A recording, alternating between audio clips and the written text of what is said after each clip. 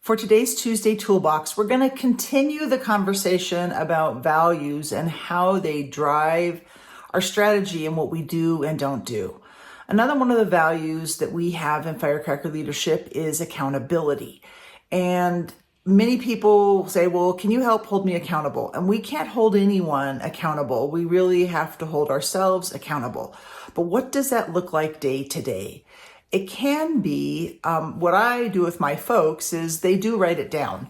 Writing it down is huge. Writing it down and coming back to it. And so they write it down, and actually when we get back together, I have a copy of it, they have a copy of it, and I ask them what they've done. I can't make them do it. And there are times when they say, you know what, that really wasn't as important as I thought it was, so I'm not going to do that. Or they're like, yeah, I knocked that out of the park and I got it done.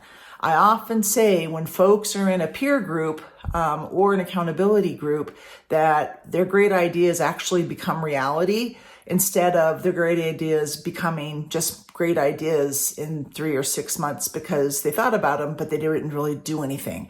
So writing them down is a really good way to be accountable to the things you want to accomplish.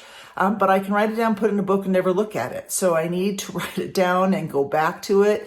And it might be that I want to accomplish this really big thing and I don't know what the first step is or what the first 2 or 3 steps are. So chunking it down can be very relevant and helpful in saying, yeah, I want to reach this really big goal by the end of the quarter or by the end of the year. What does that look like for me this week? What are the first 2 steps I need to take to move toward that goal? So helping myself move forward, being accountable.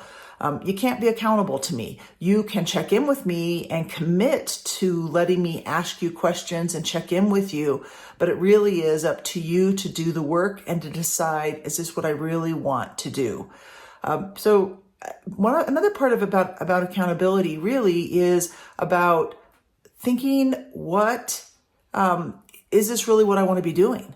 And really digging into that, peeling back that onion to make sure that what you say you want to do is really what's going to help you accomplish your bigger goals. So thinking about that. So being able to have the space to do that, making the time to do that, and being really clear, and then checking in with yourself or checking in with who you determine to be your accountability partner can be very helpful in you being accountable to yourself.